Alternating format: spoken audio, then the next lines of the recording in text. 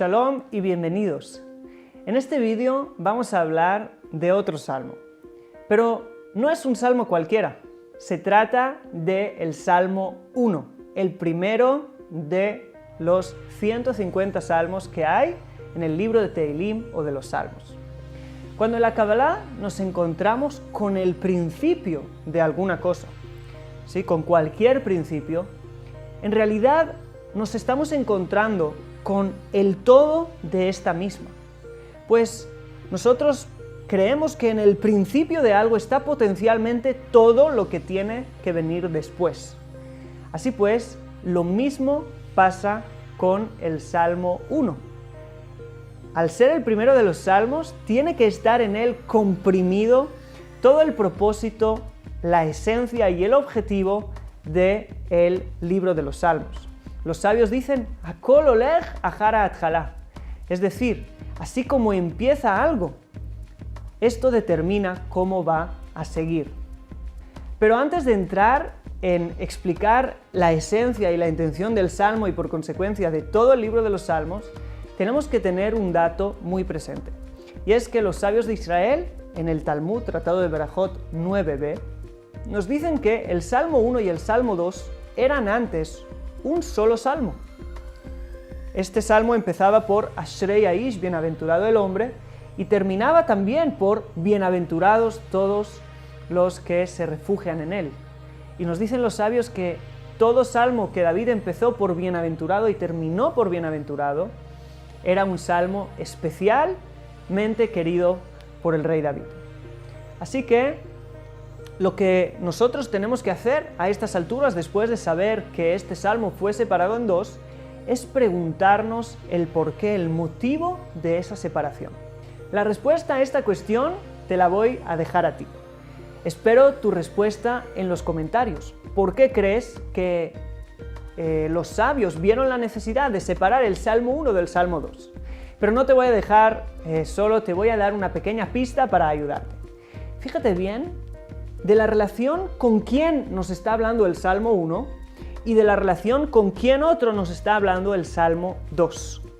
Intenta entender qué hecho histórico hizo que los sabios vieran una necesidad de separar estos dos salmos para marcar una diferencia. Ahora sí, entremos a ver el salmo en sí y su contenido. Como siempre, leeremos en hebreo, luego lo traduciremos y lo explicaremos. Dice así el primer verso, Ashrei Aish, asher lo alach ba'atzat reshaim, ubederech chataim lo amad, ubmoshav leitzim lo yashav. Es decir, bienaventurado el hombre que no anduvo en el consejo de los malvados y en el camino de los transgresores o pecadores no se paró y no se sentó en el lugar de los burlones. Empecemos por la primera palabra, Ashrei. El término Ashrei, bienaventurado o dichoso, tiene un sentido de que a esa persona le está yendo bien, le va bien. Pero no es que le vaya bien en cualquier sentido.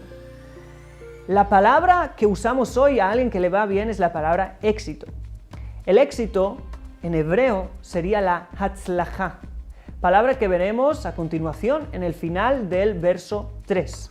Hatzlajá, término, se podría traducir como prosperidad, término que indica la prosperidad en este mundo presente. Sin embargo, el término Ashrei tiene una connotación más interna. Tiene una connotación de plenitud en el mundo espiritual, más allá de la prosperidad en el mundo presente, sino la plenitud del alma. Además, es un término que está en forma plural, pues alcanzar esta plenitud del alma incluye en ella todos los tipos de plenitud que puedas imaginarte. Y como veremos más adelante, incluye también la prosperidad material. Así pues, el Salmo 1 es una guía para alcanzar la plenitud del alma, como nos revela esta primera palabra. Y como dijimos antes, que el Salmo 1 contenía toda la esencia del libro de los Salmos, he aquí una primera comprensión de qué es el libro de los Salmos, una guía para la plenitud del alma. Ahora Fijémonos en el patrón que tiene el rey David para llegar a esa plenitud, alcanzar esa plenitud, y es el mismo que está muy bien expresado en el Salmo 34, verso 15. Dice allí, Sur merá ve'aseh tov, bakesh shalom ve'ratfeu. Es decir, Sur merá, apártate del mal, ve'aseh tov, y haz el bien, pide la paz, el shalom, y persíguelo. Es decir, se tiene que empezar, ¿sí?, en el principio del camino apartándote del mal. Luego se hace el bien y luego se pide el shalom, es decir, la plenitud. ¿Sí? Shalom viene de la palabra shalem, completo. Así pues, el primer paso para aprender lo que es un hombre pleno es aprender lo que no es. Y hay 3 grados que equivalen a las 3 klipot o cáscaras de oscuridad, que por cierto te dejo por aquí un vídeo donde puedas profundizar más acerca del concepto de las klipot. Y hay 3 niveles que se expresan en este salmo de los cuales tenemos que apartarnos si queremos alcanzar esa plenitud. El primero es el rasha, el malvado. El segundo expresado en este salmo es el joté, el transgresor o pecador, y el tercero es el letz, el burlón. La diferencia entre un rasha y un joté, un malvado y un pecador, está en su escalera de valores. Los valores del malvado son malos. Él hace el mal idealmente, piensa que el mal es lo bueno y lo que hay que hacer. Sin embargo, el pecador es posible que tenga valores correctos, pero a nivel experimental falla. Es decir, tiene ciertos valores, pero hace lo contrario. Y por último, tenemos el burlón, el letz, que se burla de todo, porque para él nada tiene ningún sentido. Es decir, no es que no tenga valores correctos o que los tenga incorrectos, sino que no cree en los valores. Así pues, el malvado es aquel que pone sus valores antes de sus pasiones. Y en ese sentido, es mejor y está por encima del pecador. Pues el pecador es cierto que esporádicamente puede ser menos malo que el malvado, pero el malvado puede cambiar sus valores, que son más fáciles de cambiar, y convertirlos en buenos y actuar según ellos. Pero el pecador no está en sus propias manos. Tiene ciertos valores, pero no puede vivir y caminar según ellos. En ese sentido, se encuentra a un nivel inferior. Por lo tanto, estaría primero el malvado, peor aún el pecador, y por último la clipá más oscura es la del letz, el burlón. La burla expresa desesperación. Desesperación a todos los valores. Es la filosofía del absurdo, el nihilismo, que son hijas del existencialismo, que ya se desesperaron de encontrar un sentido al mundo, a la historia y a la vida. Así que no queda más que burlarse de ello y no darle ninguna importancia.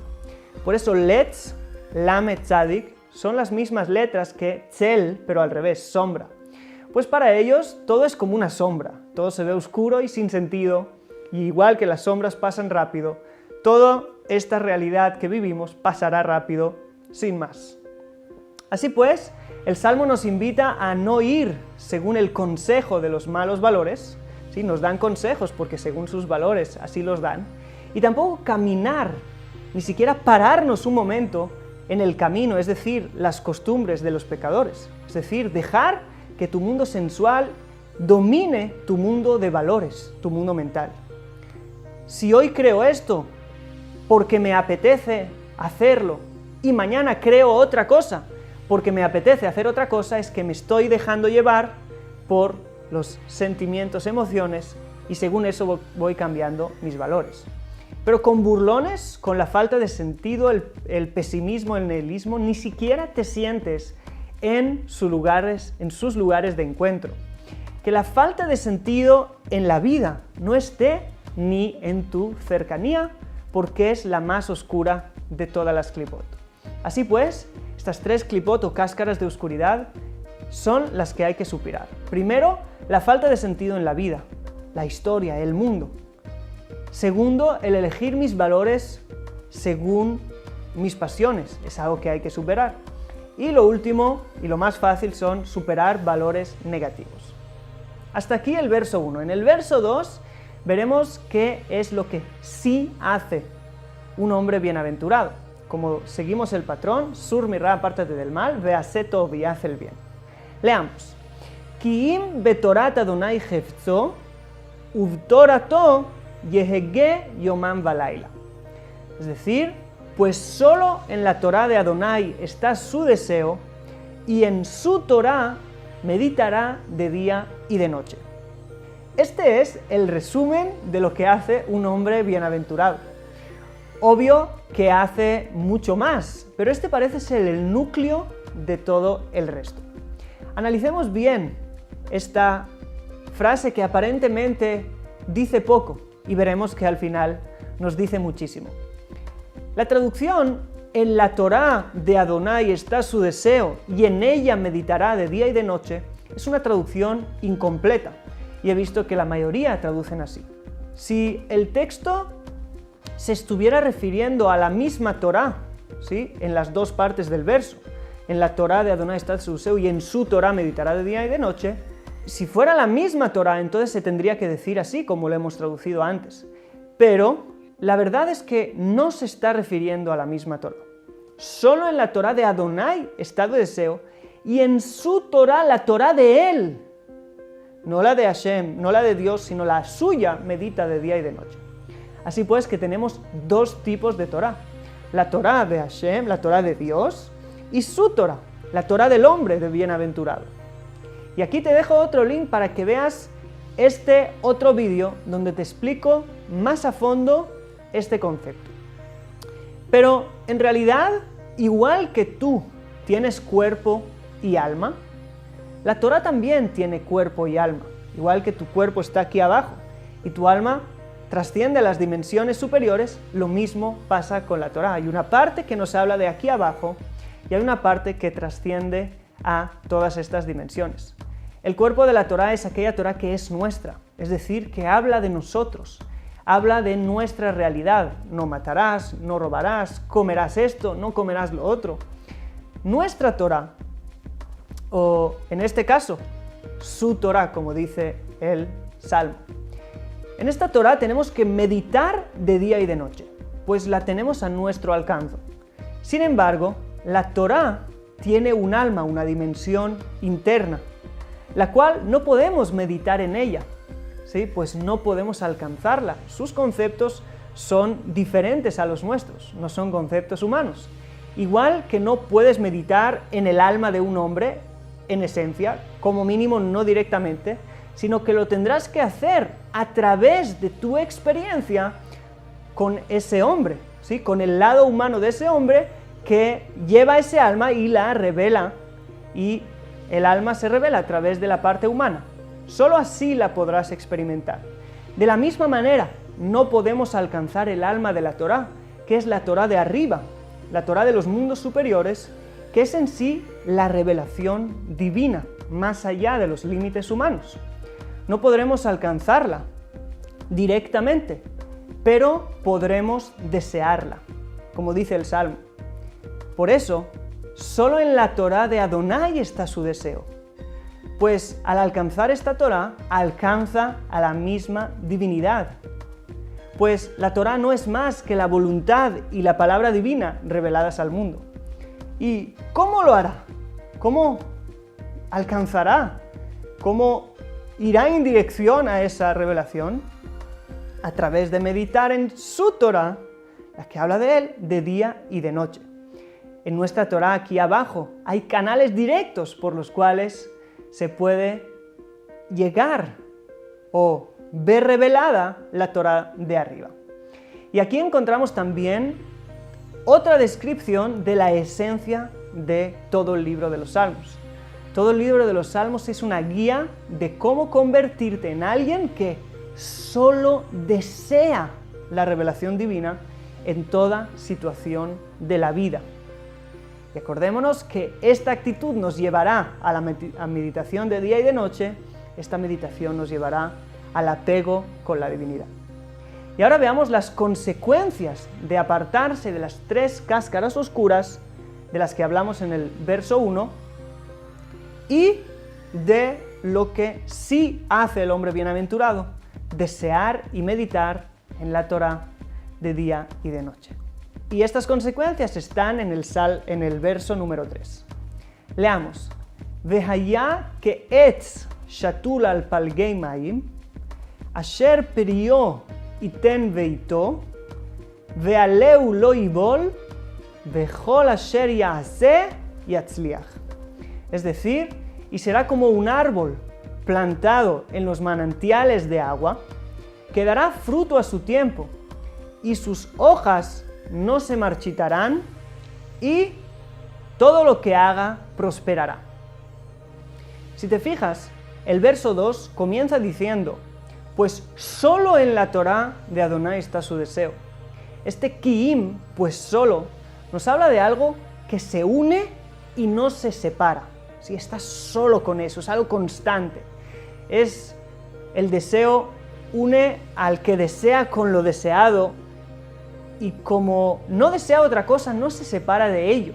Ahí el concepto del árbol, será como un árbol. Igual que el árbol tiene su raíz que le conecta y le trae alimento constante del agua que absorbe con sus raíces, así también el deseo profundo nos conecta a nuestra alma, la parte más interna del alma, que es como una raíz que sube hasta los lugares y las dimensiones internas y los mundos más superiores para atraer de allí el agua de la divinidad, la vida divina. Son esos manantiales de agua en los que está plantado este árbol. Y si nos fijamos, dice árbol plantado, pero usa el término shatul, que no es plantar solamente, pues plantar en hebreo es lintoa, sería ke'etz natua al palgei mayim. Pero aquí dice lishtol, que es agarrar un árbol del lugar donde fue plantado naturalmente y transportarlo, traspasarlo y plantarlo de nuevo a otro lugar mejor. Así también percibimos que estamos plantados en la vida natural, en la vida material en la que nos encontramos, pero debemos plantarnos de nuevo allí arriba, en los manantiales de agua divina. ¿Y cómo plantarnos allí? Deseando.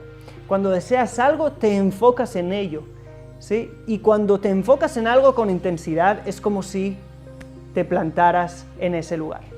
Y el estar plantado en las aguas simboliza la plenitud constante que siente el hombre bienaventurado cuando todo su deseo es la divinidad. Por eso dará fruto a tiempo exacto, nos dice el verso, y no le faltará agua, y entonces no se retrasará el tiempo de dar su fruto, pero tampoco se marchitará su hoja, que protege al fruto. El fruto simboliza lo interno, lo que se puede comer, mientras que la hoja simboliza lo externo. Todas sus necesidades materiales que representan lo externo no se marchitarán, no faltarán, pues son parte de su capacidad de dar frutos. Por eso tendrá éxito, ¿sí? Todo prosperará. Éxito en el mundo presente, en su familia, en sus hijos, su economía y todo lo que haga. Pues todas estas cosas sirven al final a el punto interno, el punto central, que es el deseo por la revelación divina. Nos dice el verso número 4, Lo gen hareshaim, ki im kemotz asher tidfenu ruach. Es decir, no es así para los reshaim, para los malvados, pues son solo como la cáscara del trigo, motz, que se lo lleva el viento. Es sabido que para separar el grano de trigo de su cáscara hay que aventarlos. ¿Qué es aventar? Es decir, tirarlos al aire, y el viento se llevará la cáscara, que pesa poco, pero no se podrá llevar el grano se caerá al suelo y la cáscara se irá volando. Pues los malvados se parecen a esa cáscara. Para que eso suceda, el grano tiene que estar separado de su cáscara, en cierta manera. De nuevo, la parte interna del alma y la parte externa del alma, el mundo material, están en disonancia. Por eso, el viento se lleva al malvado. Pues el malvado no se dirige por su sentido interno, no está pegado a su deseo más interno, que es el apego a la revelación divina, sino por los vientos y corrientes que van y vienen en la historia. Al Ken, por eso, sigue el verso 5, Al Ken lo yakumu reshaim bamishpat uchataim ba'adat tzadikim. Es decir, por eso no se levantarán los malvados en el juicio y los transgresores en el consejo de los justos. Y el por qué no se levantarán está en el siguiente verso. Ki yodea Adonai derech tzadikim bederech reshaim tovai. Es decir, pues conoce Adonai el camino de los justos y el camino de los malvados los llevará a la perdición.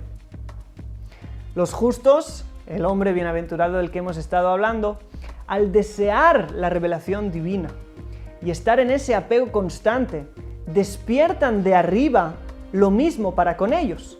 También de arriba se les desea que Dios conozca los caminos de ese hombre.